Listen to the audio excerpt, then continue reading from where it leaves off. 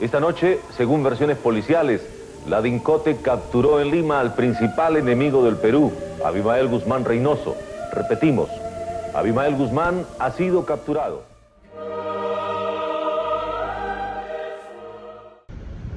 En la época de 1980, casi los 2000, el país vivió en un conflicto interno armado, el cual perjudicó crucialmente a lo que es la población andina. Varias de estas personas nacientes de ahí fueron asesinadas por grupos terroristas, pero también por el Estado, ya que en busca de justicia y erradicar a estos terroristas, mataban a las personas que eran de ahí. Para comprender un poco más, estamos nosotros haciendo este trabajo en el cual hemos traído una persona que es proveniente de Ayacucho y nos va a brindar su testimonio, y nosotros vamos a comparar lo que él nos cuenta con las fuentes históricas, buscando encontrar verdaderamente qué fue lo que pasó y si es todo como nos lo pintan los libros.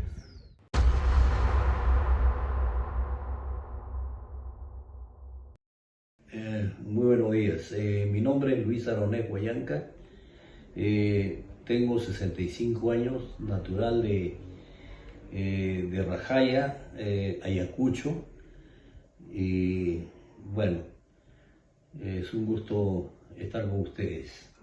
La primera incursión que ha habido, y justo esos años, era las elecciones generales para presidente de la República. Entonces, en esos años, aparece Sendero en una comunidad de Chuschi, en la provincia de Cangallo, donde prácticamente incendiaron. Ellos no estaban de acuerdo, este grupo armado no estaba de acuerdo con estas elecciones, y prácticamente llegan a tomar el colegio de Chuschi, la comunidad, y sobre todo comienzan a quemar y arrojar las ánforas de esas elecciones que se llevaban. Y un poco que tuvimos temor, porque comenzaron a caminar pueblos tras pueblos a hacer proselitismo político de sus ideología. Entonces, pero también inicialmente entraron como cualquier persona a ir a visitar, a reunir a las comunidades, pero después, ya en los años 82, 83, prácticamente comienza, como se dice, aquellos que no estaban de acuerdo con su ideología, los mataban, los ajusticiaban, les hacían un proceso popular en las plazas públicas, y mucha gente inocente murió.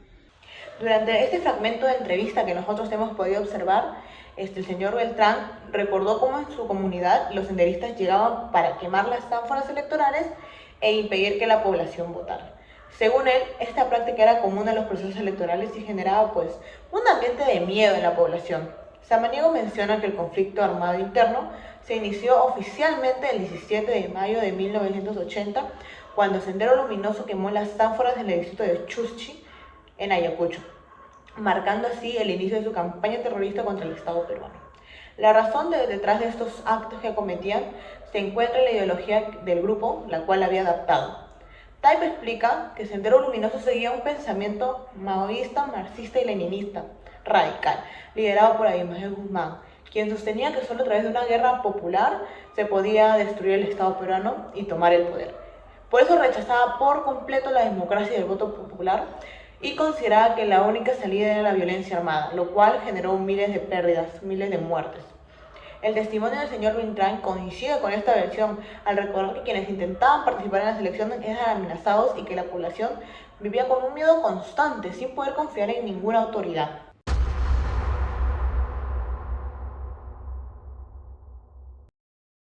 Entonces, un día 16 de octubre de 1983, ese mismo año, incursiona Sendero Luminoso a la comunidad de Rajaya, Ayacucho, que es parte del distrito de Canaria, provincia de Víctor Fajardo.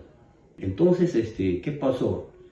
A todos los que se encontraban en esa comunidad, a los jóvenes y a los adultos, los juntaron en la plaza los de Sendero Luminoso, que estaban encapuchados y armados, y le dice de que tenían que ir a una comunidad aledaña llamada Umasi.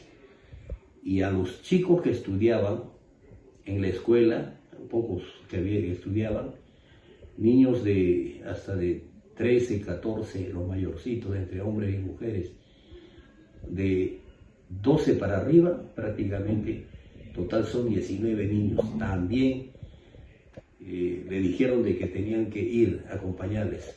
Si no los acompañaba, estaba en riesgo la vida de sus padres, y si no, los iban a matar.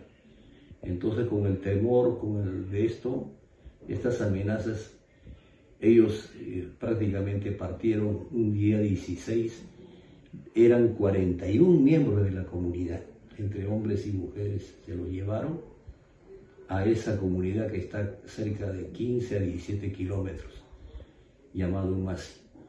Entonces, ¿qué es lo que pasa? De que prácticamente los alojaron en la escuela primaria de Umasi. Pero para eso, ese día también había llegado su profesor. Al ver que no había a la comunidad de Rajaya, uno de los profesores que llegó se dieron cuenta que no habían alumnados y qué pasó y preguntaron. Entonces parece que este profesor se había quejado a la base militar del distrito de Canarias, que era la capital de Canarias. Entonces, ¿qué han hecho la base militar? Con 2 convoys, especialmente 2 carros, partieron a esa comunidad de Umasi, bien armados. Entonces, prácticamente al día siguiente, estos comuneros que habían ido llevados, secuestrados por Sendero, prácticamente ellos estaban en la escuela durmiendo. En un otro salón estaban las niñas, las mujercitas, y en otro salón estaban los varones. Entonces, ¿qué es lo que pasó? De que a horas de las 5 de la mañana, cerca de 5:45, según dice, habían llegado ya los soldados al mando de un capitán y de un alférez.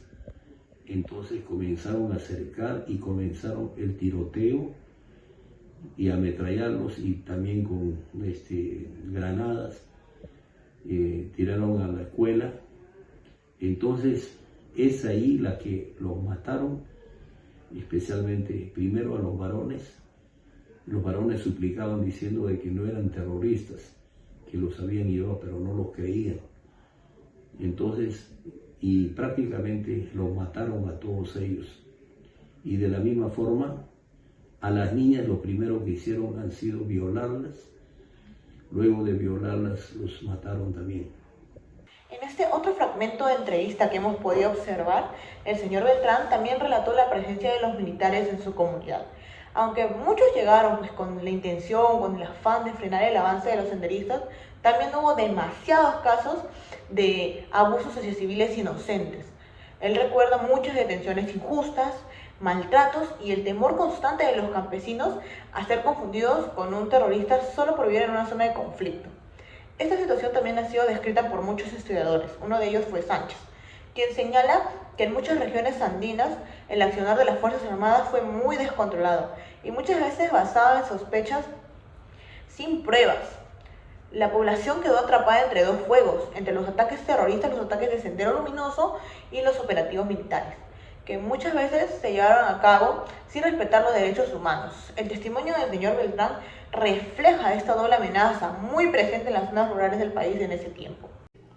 Con lo dicho anteriormente, se evidencia lo siguiente, que la violencia ejercida por los grupos senderistas por medio de agitaciones armadas, sabotajes, aniquilamientos, combates guerrilleros y el paro armado, que este último era una combinación de las acciones anteriores, eran los medios por los que ellos infundían miedo a la población.